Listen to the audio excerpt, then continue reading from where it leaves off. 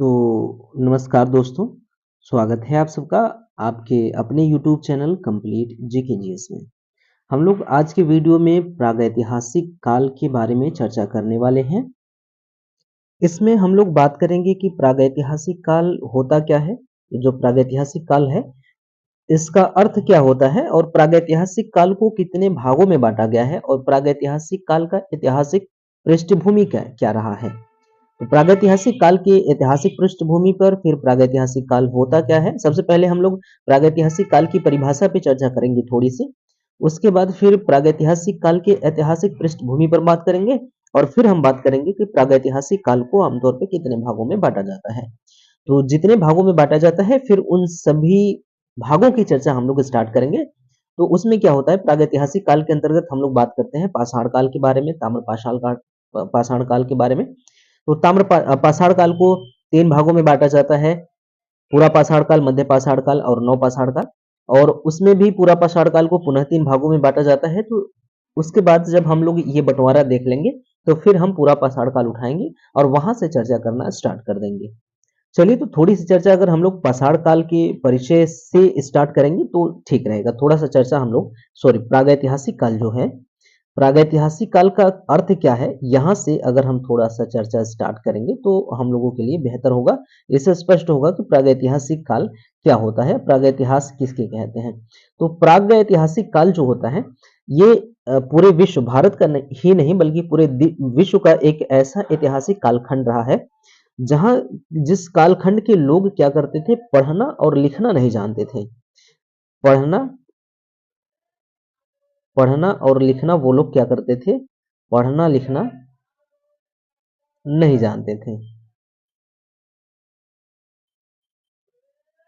तो उस वक्त के जो मनुष्य थे प्रागैतिहासिक काल के, इतिहास का एक ऐसा कालखंड है प्रागैतिहासिक काल, जिस काल के या जिस वक्त के लोग पढ़ना लिखना नहीं जानते थे। पढ़ना लिखना नहीं जानते थे, इसका परिणाम क्या हुआ, इससे क्या होता है कि हम लोगों को इनके जानकारी के लिए, इनके बारे में जानकारी इकट्ठा करने के लिए कोई लिखित साक्ष्य उपलब्ध नहीं होता है। इसलिए इसलिए इस काल की जानकारी के लिए, इस काल की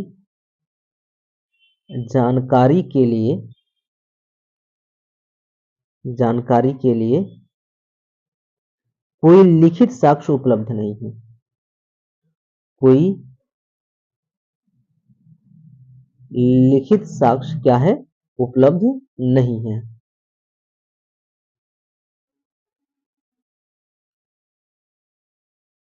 लिखित साक्ष्य उपलब्ध नहीं है।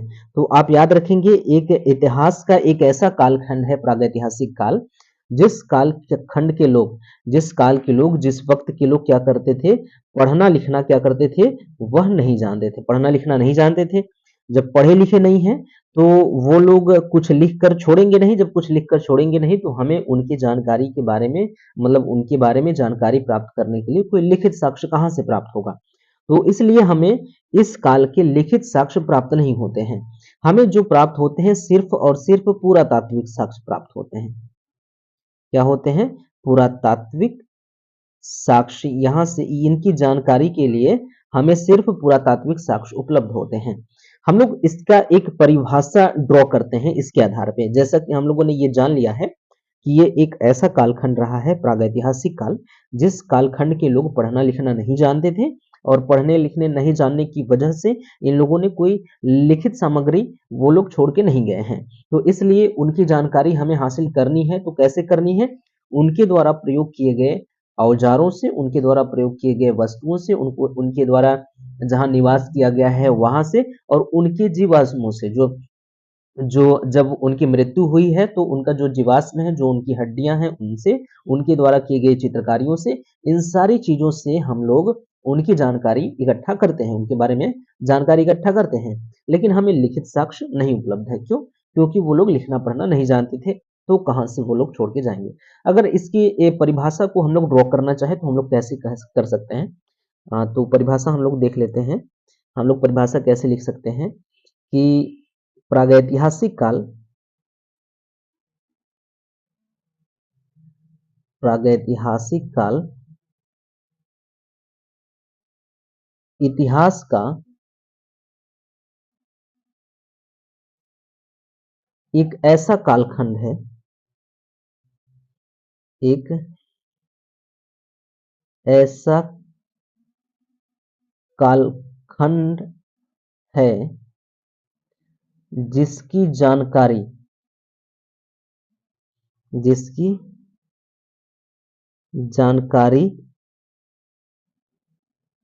प्राप्त करने के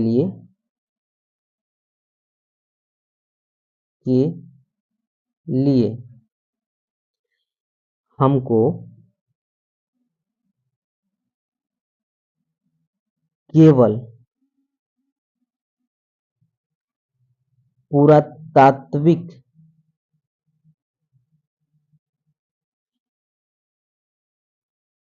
स्रोत ही उपलब्ध होते हैं।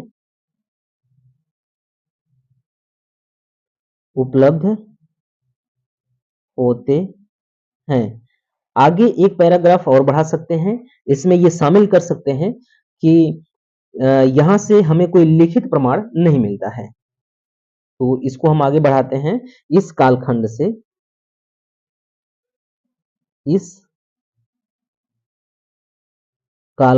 से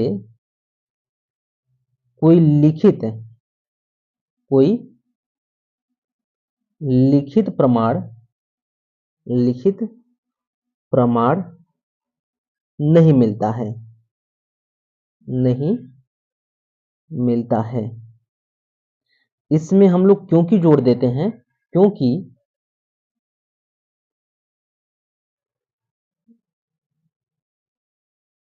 इस समय के मतलब प्रागैतिहासिक काल के इस समय के लोगों को लिपि का ज्ञान नहीं था। लिपि का ज्ञान नहीं था। तो इस प्रकार से आप इसकी परिभाषा ड्रॉ कर सकते हैं प्रागैतिहासिक काल की। कैसे कर सकते हैं? आप देखिए कि जो ये है प्रागैतिहासिक काल, इसके बारे में हम कह सकते हैं कि जो प्रागैतिहासिक काल है, ये इतिहास का एक ऐसा कालखंड है जिसकी जानकारी प्राप्त करने के लिए हमको केवल पुरातात्विक स्रोत ही उपलब्ध होते हैं। क्योंकि आगे हम लोग बात कर लिए हैं इस पर कि इस कालखंड से कोई लिखित प्रमाण नहीं मिलता है। और लिखित प्रमाण क्यों नहीं मिलता है? क्योंकि इस समय के लोगों को लिपि का ज्ञान नहीं था, यानी कि वो क्या करते थे, लिखना नहीं जानते थे। और जब लिखना नहीं जानेंगे तो वो पढ़ेंगे क्या? तो वो पढ़ना भी नहीं जानते थे। तो लिखना पढ़ना वो लोग नहीं जानते थे, इसलिए वहां से कोई लिखित प्रमाण हमें नहीं प्राप्त हुआ है। और लिखित प्रमाण नहीं प्राप्त होने की वजह से हम पूरी की पूरी तरह से वहां के पुरातात्विक स्रोतों पर उपलब्ध रहते हैं, यानी कि उनके द्वारा प्रयोग की गई वस्तुओं पर हम लोग आश्रित रहते हैं। तो यहाँ से हम लोगों को देखिए, यहाँ पे मिल जाएगा हम लोगों को, यहाँ से लिखित प्रमाण बिल्कुल भी नहीं मिला है। क्यों नहीं मिला है? क्योंकि वहां के लोग पढ़ना लिखना नहीं जानते थे। अब हम लोग पुरातात्विक प्रमाण की बात करें तो पुरातात्विक प्रमाण यहाँ से उपलब्ध होते हैं। ठीक। प्रागैतिहासिक काल के जनक कौन है? रॉबर्ट ब्रसफुट को प्रागैतिहासिक काल का जनक माना जाता है। ये महत्वपूर्ण लाइन है, इसको आप याद रखेंगे। ये क्या है? ये बेहद महत्वपूर्ण है। ये महत्वपूर्ण तथ्य है, महत्वपूर्ण तथ्य की श्रेणी में इसको रखना है आपको। तो प्रागैतिहासिक काल के जनक जो है रॉबर्ट ब्रसफुट को माना जाता है। एक चीज और थोड़ा सा चर्चा कर लेंगे हम लोग, थोड़ी यहीं पे नीचे चर्चा करके फिर आगे बढ़ते हैं। कभी कभी प्रागैतिहासिक काल के जनक के रूप में डॉक्टर प्राइम रोज को माना जाता है। आप इस चीज को आप ध्यान में रखना है, संज्ञान में रखना है इस चीज को, कि कभी कभी किसी बुक में या किसी टीचर के द्वारा आपको यह भी बताया जाएगा कि प्रागैतिहासिक काल के जनक जो है वो डॉक्टर प्राइम रोज को कहा जाता है। तो अगर प्रश्न कभी आपसे इस प्रकार से पूछे कि प्रागैतिहासिक काल के जनक कौन है, तो आपको आमतौर पे जो प्रश्न मिलेगा वो उसमें से जो ऑप्शंस मिलेंगे, ऑप्शंस में से किसी एक ऑप्शन में उस ऑप्शन में से रॉबर्ट ब्रसफुट होगा या फिर डॉक्टर प्राइम रोज होगा। दोनों एक साथ नहीं होंगे। अगर मिल गए दोनों एक साथ तो आपको डॉक्टर प्राइम रोज को प्राथमिकता देनी है। वहां पे डॉक्टर प्राइम रोज को प्राथमिकता इसलिए देनी है कि जो रॉबर्ट ब्रसफुट का जो खोज है वो 1863 में होता है। रॉबर्ट ब्रुसफुट ने 1863 ईस्वी में मद्रास के पल्लवरम से हैंडेक्स प्राप्त किया था 1863 में। लेकिन आप देख रहे हैं कि जो डॉक्टर प्राइम रोज हैं, इन्होंने कर्नाटक के रायचूर जिले से 1842 में ही, यानी कि 20 वर्ष पहले ही, कब, 20 वर्ष पहले ही रॉबर्ट ब्रुसफुट से 20 वर्ष पहले इन्होंने खोज कर दिया है। तो प्रागैतिहासिक औजार जो हैं, प्रागैतिहासिक औजार हैं या प्रागैतिहासिक काल से संबंधित जो उपकरण हैं, इन्होंने इन्होंने छुरा और तीर के फलक प्राप्त किया था 1842 ईस्वी में। तो रॉबर्ट ब्रुसफुट से 20 वर्ष पहले ही इन्होंने खोज लिया था। तो सीधी सी बात है, इनको ही ये श्रेय प्राप्त होना चाहिए कि प्रागैतिहासिक काल के जनक जो हैं डॉक्टर प्राइम रोज को होना चाहिए। तो जब ज्यादातर हमको देखने को मिलता है रॉबर्ट ब्रुसफुट, आप गूगल पे भी सर्च करेंगे तो प्रागैतिहासिक काल के जनक कौन है तो रॉबर्ट ब्रुसफुट ही आएंगे। लेकिन इनके योगदान को आप नहीं भूलेंगे, इनका भी योगदान है। अगर दोनों ऑप्शंस में है तो प्राथमिकता आप डॉक्टर प्राइम रोज को देंगे, क्योंकि इसके पीछे का जो रीजन है वही है, क्योंकि इन्होंने सर्वप्रथम प्रागैतिहासिक काल से जुड़े हुए उपकरणों की खोज की थी। तो इसलिए प्राथमिकता आप इनको देने वाले हैं। आगे बात करते हैं, आगे थोड़ा सा हम लोग इसको इरेज कर लेते हैं, फिर चर्चा करते हैं आगे की।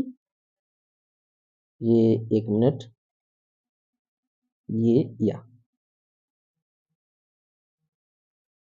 चलिए, अब हम थोड़ी सी इस पे चर्चा कर लेते हैं। नोट में हम लोगों ने इसको शामिल कर लिया है कि 1842 ईस्वी में डॉक्टर प्राइम रोज ने सबसे पहले कर्नाटक के रायचूर जिले के लिंगन सुगुर नामक से पाषाण उपकरण खोजे। ये उपकरण कौन कौन थे? ये छुरा और तीर के फलक थे, इसलिए इनको प्रागैतिहासिक काल का जनक माना जाता है। तो आप इसको इस तरह से याद रखेंगे। तो डॉक्टर प्राइम रोज को प्रागैतिहासिक काल के जनक के रूप में प्राथमिकता देने वाले हैं। और सेकेंडरी रूप में आप डॉक्टर इनको रॉबर्ट ब्रुसफुट को रखेंगे। रॉबर्ट ब्रुसफुट एक भूवैज्ञानिक थे, इसको शामिल नहीं किया गया है। इसको आप क्या कर लेंगे, नोट कर लेंगे। ये भी महत्वपूर्ण होता है, कहीं किसी एग्जाम में ये चीज पूछा गया था कि रॉबर्ट ब्रुसफुट कौन थे। ये एक भूवैज्ञानिक थे, ठीक है। क्या थे? भूवैज्ञानिक थे। भूवैज्ञानिक आप यहाँ पे हम लिख दिए हैं शॉर्ट में, आप इसको सुन लीजिए कि भूवैज्ञानिक लिखा हुआ है। तो ये एक भूवैज्ञानिक थे रॉबर्ट ब्रुसफुट।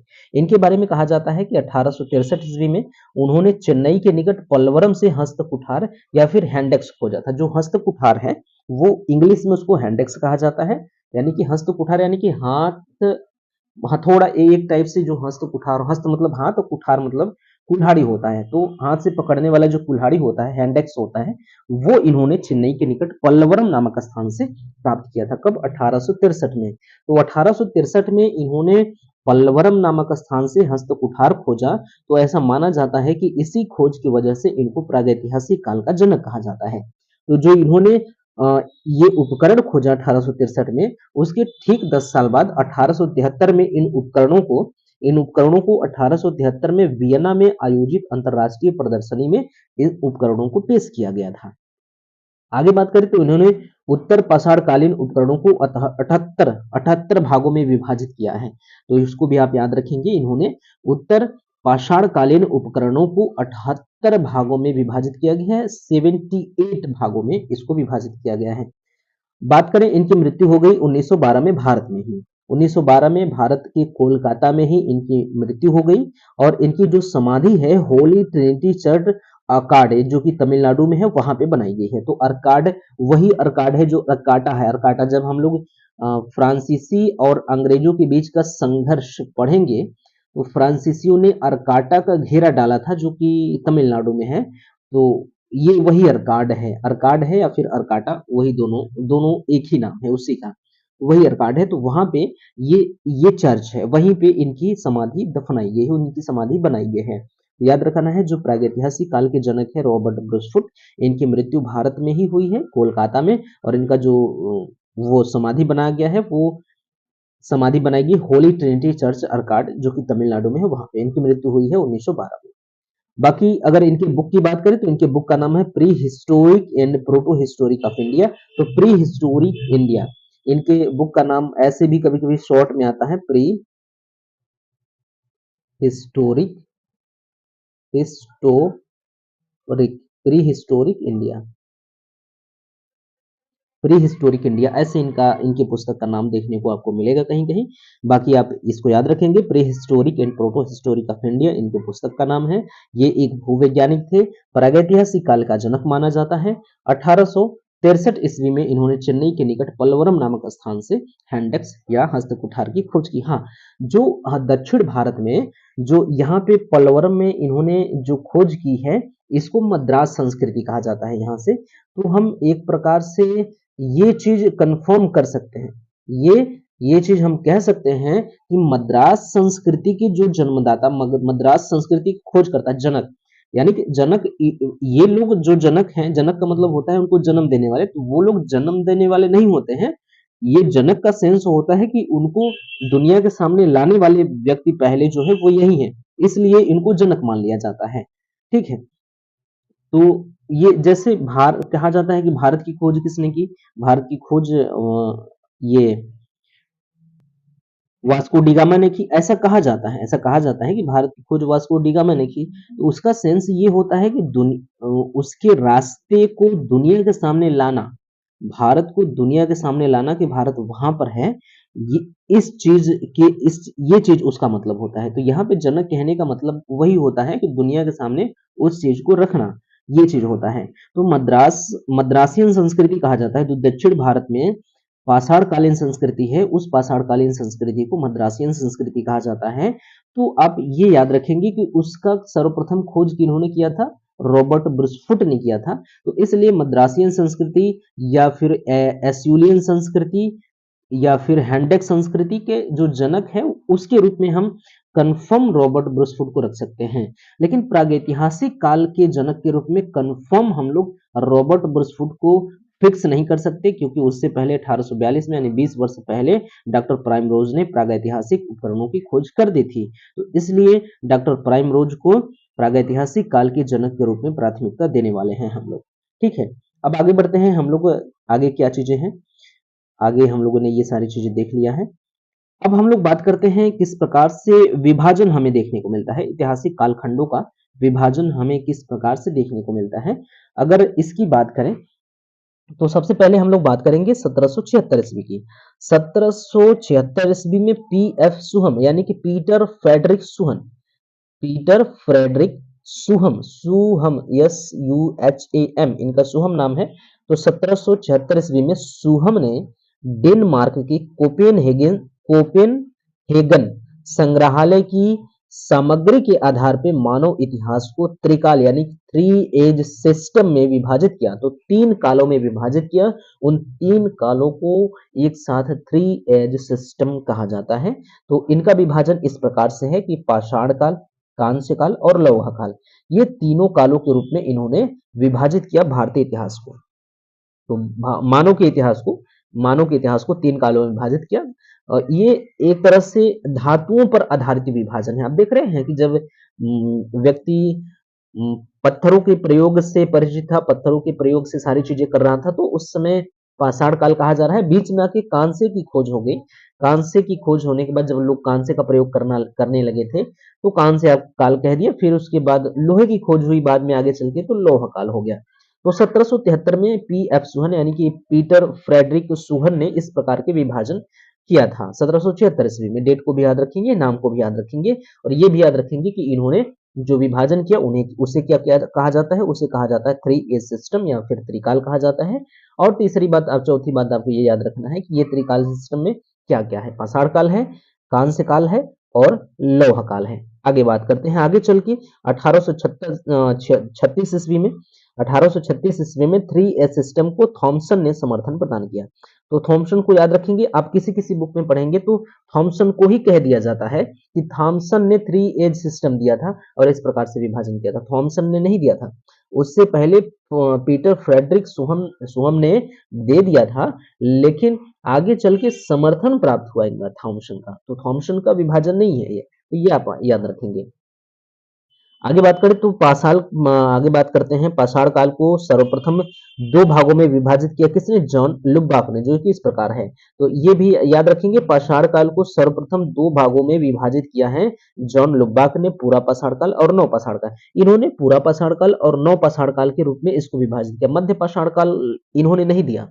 मध्य पाषाण काल के रूप में विभाजित नहीं किया था। इन्होंने जो किया था उस विभाजन में दो विभाजन इन्होंने प्रदान किया था। दो जो विभाजन है वो है पूरा पाषाण काल और नव पाषाण काल के रूप में।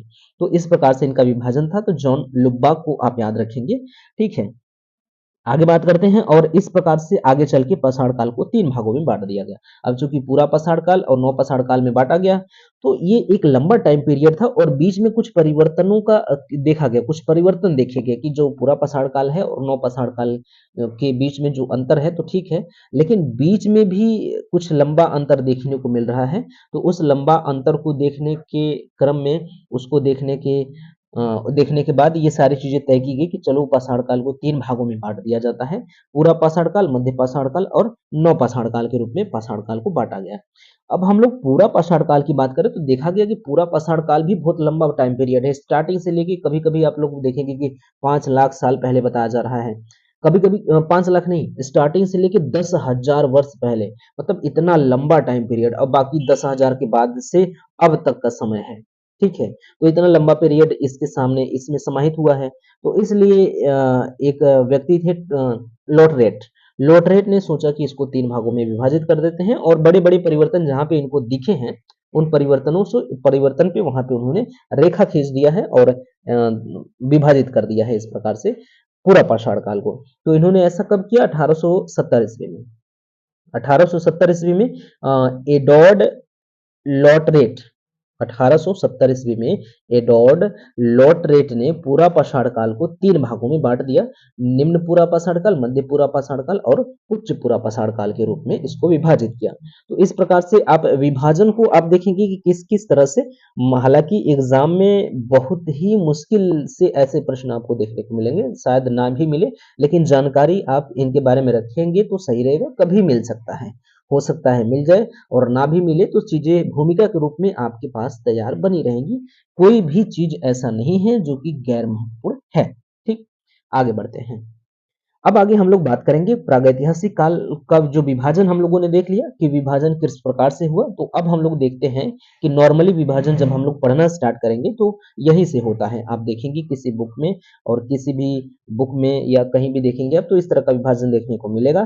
तो अब हम लोग यहाँ से स्टार्ट करते हैं। असली जो पाषाण काल है या प्रागैतिहासिक काल है यहाँ से स्टार्ट होता है। हम लोगों ने इस पर चर्चा कर लिया है कि लिखित प्रमाण यहाँ से नहीं मिले हैं, नहीं मिले हैं मतलब ऐसे होना चाहिए, और पुरातात्विक प्रमाण उपलब्ध हैं। तो ये आप याद रखेंगे, ठीक है। तो प्रागैतिहासिक काल को तीन भागों में बांटा जाता है, पूरा पाषाण काल, मध्य पाषाण काल और नव पाषाण काल में।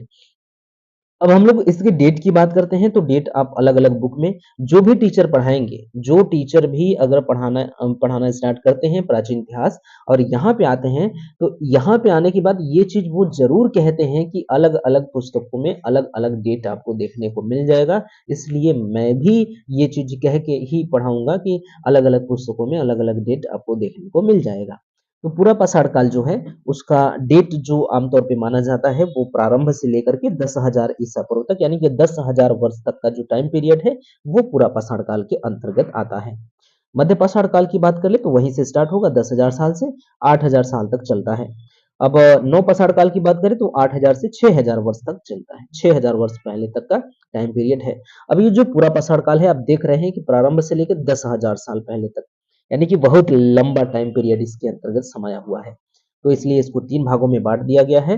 लॉटरेट महोदय ने, आप याद रखेंगे कि ये लॉटरेट महोदय ने, अभी पीछे हम लोग बैक जाएंगे तो हम लोगों को पता चलेगा। यहाँ पे हम लोगों ने देखा है कि लॉटरेट महोदय ने ये क्या किया है, इसका विभाजन किया है। यहाँ पे आप देखिए लॉटरेट महोदय ने विभाजन किया है, ये वाला विभाजन।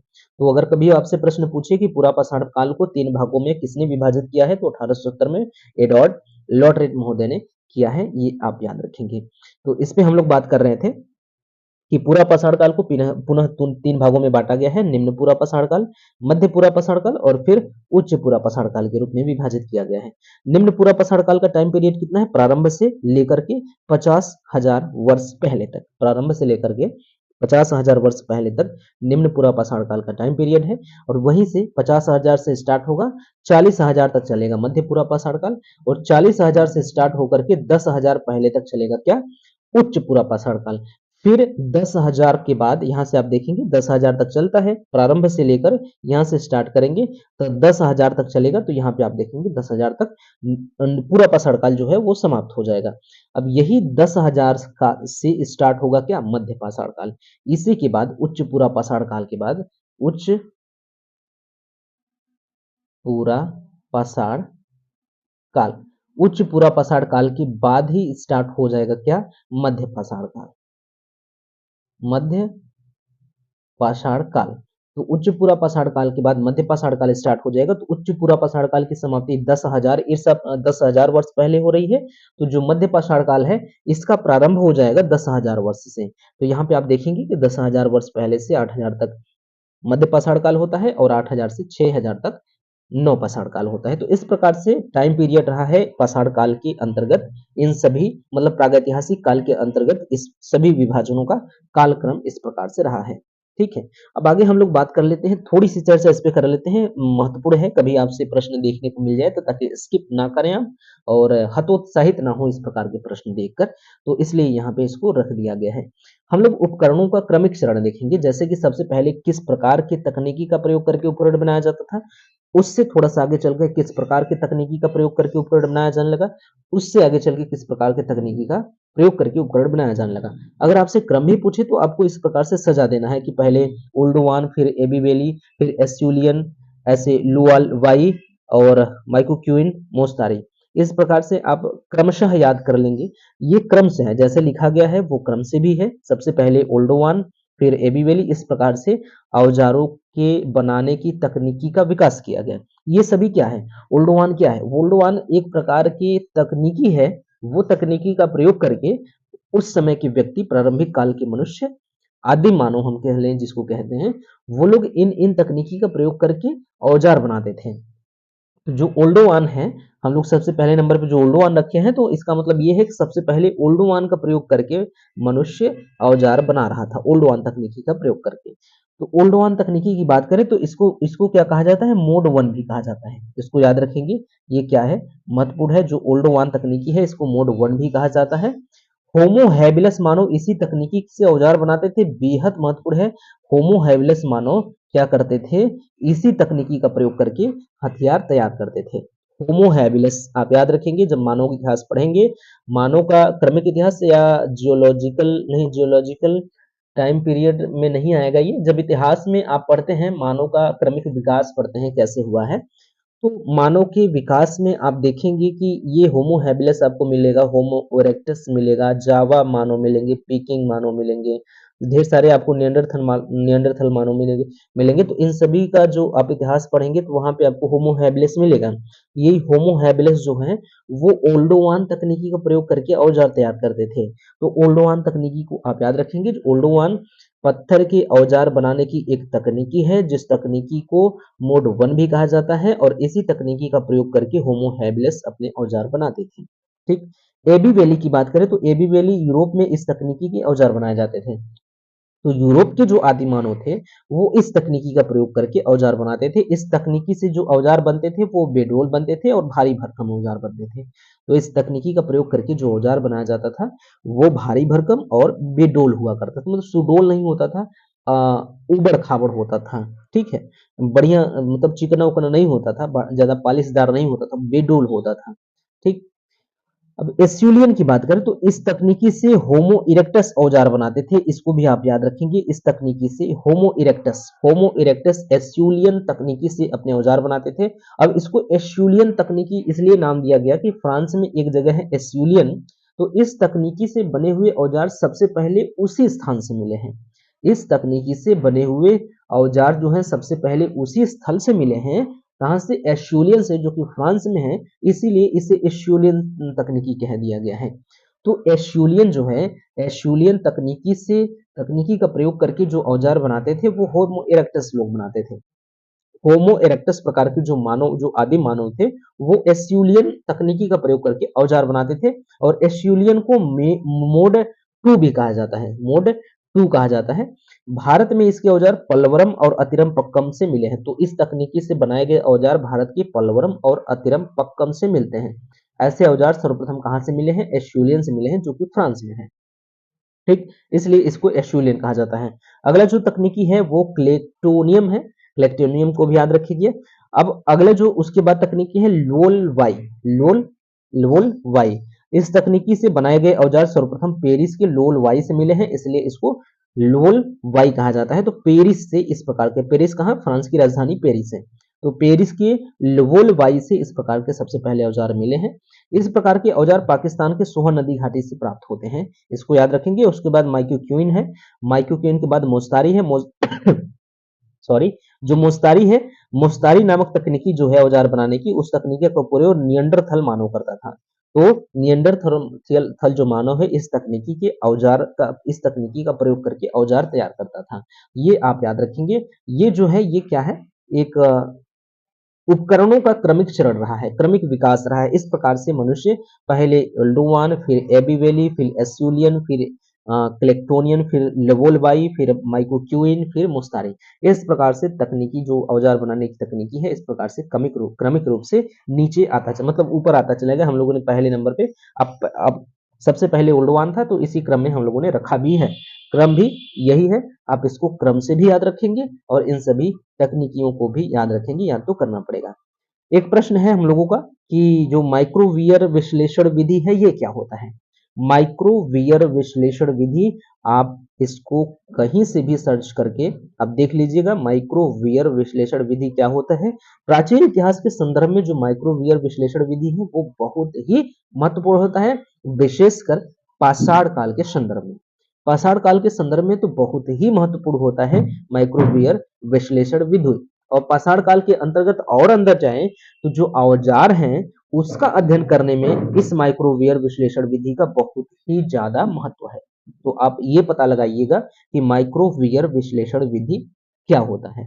आगे हम लोग बात करते हैं, तो जो निम्न पूरा पाषाण काल है, अब हम लोग सारी चीजें हम लोगों की कंप्लीट हो गई है। तो अब हम लोगों को कहाँ से पढ़ना है, हम लोगों ने ये बात किया है, कहाँ पे हम लोगों का गया, मिल जाओ मिल जाओ मिल जाओ, यहाँ है, हाँ यहाँ पे है। हम लोगों ने बात कर लिया है कि प्रागैतिहासिक काल को 3 भागों में बांटा जाता है, पूरा पाषाण काल, मध्य, यानी कि प्रागैतिहासिक काल को पाषाण काल कहते हैं। प्रागैतिहासिक काल में पाषाण काल शामिल है, ताम्र पाषाण काल भी शामिल है। आप याद रखेंगे यहाँ पे सम्मिलित नहीं किया गया है, लेकिन इसके अंतर्गत हम लोग प्रागैतिहासिक काल में ये पाषाण काल को तो शामिल करेंगे ही करेंगे, यहाँ पे हम लोग ताम्र पाषाण काल को भी इसी के अंतर्गत शामिल करते हैं। ताम्र पाषाण काल, इसको भी इसी के अंतर्गत हम लोग प्रागैतिहासिक काल के अंतर्गत ही पढ़ेंगे, ठीक है, ये आप याद रखिएगा।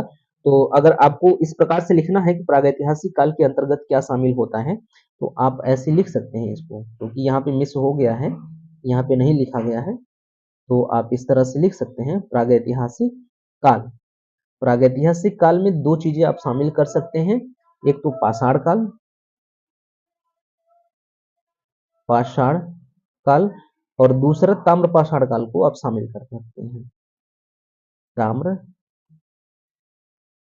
पाषाण काल।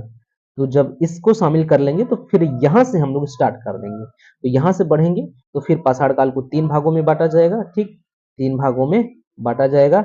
ये क्या हो जाएगा, पूरा पाषाण काल, मध्य पाषाण काल और नव पाषाण काल।